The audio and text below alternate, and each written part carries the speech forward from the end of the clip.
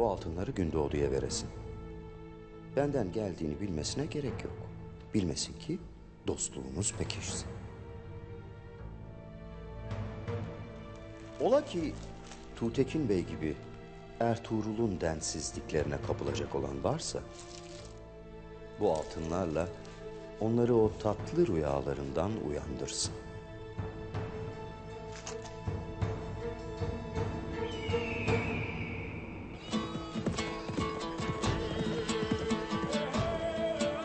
Atlar! Ertuğrul Bey gelir!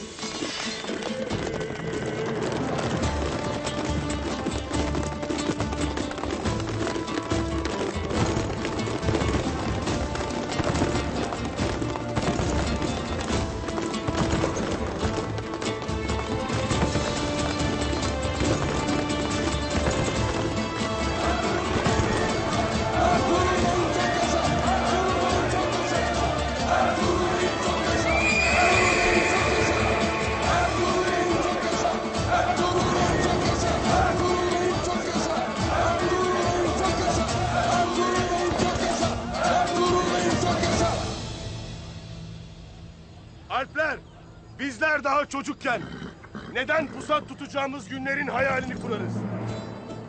Ucunda ölüm olduğunu bile bile neden aşkla cenk ederiz? Zalime neden kin tutar, niçin cihat ederiz?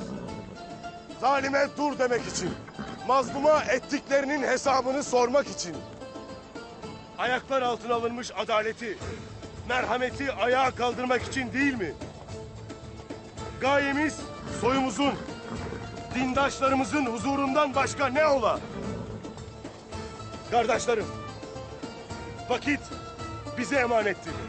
Cihan bizden bir şeyler bekler. Yeisi imanımızla boğup zalimin karşısına dikileceğiz. Eğer benimle bir olursanız batılın tüm kalelerini yıkacağız. Her biriniz Fatih olup adaletin sancağını dalgalandıracak. Eğer beni desteklerseniz pusatlarımız kınına hiç girmeyecek, sancağımız yere düşmeyecektir.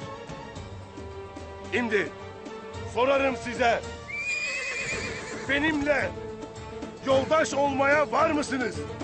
Allahu Ekber! Allahu Ekber! Allahu Ekber! Allahu Ekber! Sonsuza kadar adalet, sonsuza kadar hürriyet! Sonsuza kadar adalet, sonsuza kadar hürriyet! Sonsuza kadar adalet, sonsuza kadar hürriyet! Sonsuza kadar adalet, sonsuza kadar hürriyet!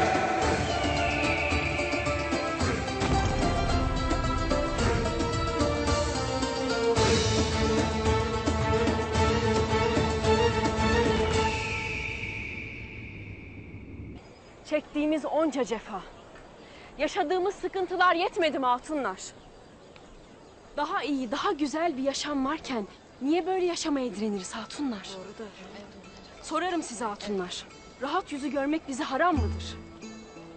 Her gün yeni bir musibetle uyanmak bizim kaderimizde midir? Ata topraklarından buraya, daha huzurlu, daha güzel bir yaşam için, verimli topraklar için gelmedik mi? Evlatlarımız refah içinde büyüsünler diye katlanmadık mı onca sıkıntıya? Yaşadığımız bu hayat için mi gurbetin sıkıntısına direniriz? Halime Sultan, doğru dersin. Doğru dersin de bizler ne yapabiliriz ki? Ne gelir elimizden? Bizim üstümüze düşen erlerimizin vereceği kararlarda onlara yardımcı olmaktır hatunlar. Onların doğru seçimi hepimizin kaderini değiştirecektir. Yeni beylik seçimi siz Kaya hatunları için bir fırsat olacaktır. Erleriniz Ertuğrul Bey'i seçerse makus talihimiz değişecektir. Boğazlarımız artar, ihtiyaçlarımız çoğalır. Evlatlarımız sersefil kalır. Ertuğrul Bey Kayıya Bey olursa verimli otlakların, yaylakların ve bereketli pazarların sahibi oluruz. Emeğimizin karşılığını hakkımızla alırız.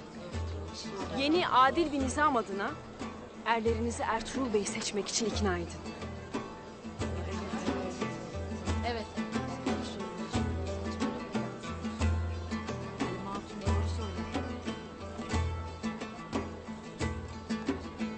Velhasıl Diyeceğim o ki ben bu ayrılığı bitireceğim.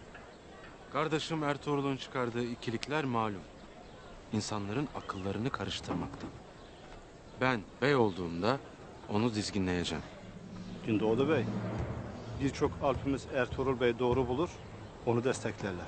Ertuğrul Bey'in vaatleri Alplerimizin kanını kaynatmıştır. Alpler gaza ister, ganimet ister. Senin vaat ettiğin huzur onlara cazip gelmez. Beyler, Alpler felakete çanak tutmakta. Gazadan, cenkten kim hayır görmüş ki biz görelim. Ganimet yolunda canlarından olacaklar. Bizim ihtiyacımız olan cenk değil, huzurdur. Alplerimiz yanlış yolda. Ne olursa olsun. Kayı obası Alpler olmadan